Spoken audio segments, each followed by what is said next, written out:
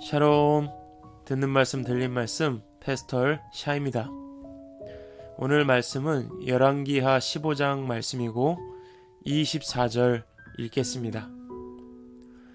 그는 주님께서 보시기에 악을 행하였다. 그는 이스라엘로 죄를 짓게 한 느밧의 아들 여로보암의 죄에서 떠나지 아니하고 그대로 본받았다. 아멘. 오늘 말씀은 남유다와 북이스라엘의 왕의 계보가 중점적으로 기록되어 있습니다. 그저 누가 왕이 되었고 반역이 일어나 죽임을 당하고 그 다음 누가 왕이 되고 또다시 우상 숭배를 하였다는 내용이 반복적으로 기록되어 있습니다. 우선 남유다의 왕은 아마샤를 이어 그의 아들 아사랴가 52년간 통치하였고 주님 보시기에 올바른 일을 하였으나 우상 숭배를 막지 않았다 기록합니다. 그래서 하나님께서 그를 치셨고 평생 나병에 걸려 왕이지만 왕의 역할을 제대로 수행할 수 없었습니다. 이런 아사랴의 뒤를 이어 요담이 왕이 되었습니다.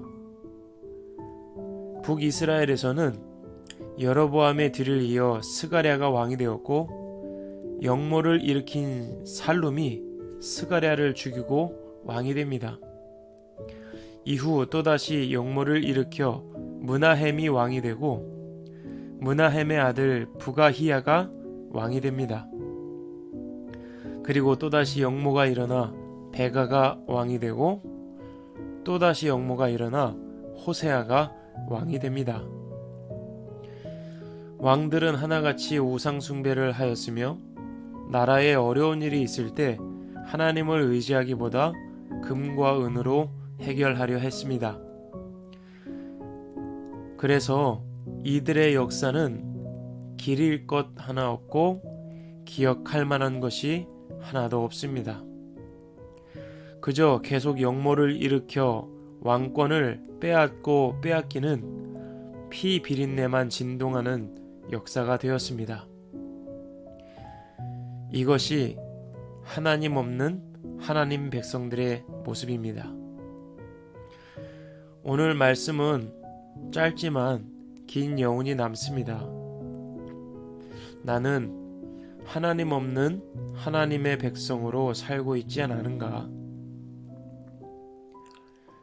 이스라엘의 왕들 중에는 하나님의 말씀을 지키며 살려고 하는 왕들은 덜어 있었지만 우상을 숭배하는 산당을 없앤 왕은 적어도 오늘 본문에선 찾아볼 수 없습니다.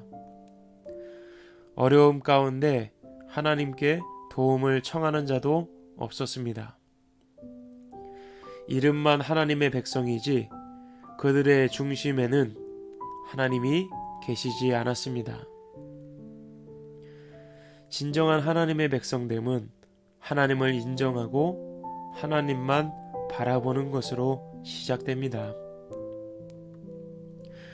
오늘 하루 진정 나는 나 자신을 부인하고 하나님의 말씀에 순종하고 있는지 아니면 하나님 없는 하나님의 백성으로 살아가고 있진 않은지 돌아보았으면 좋겠습니다.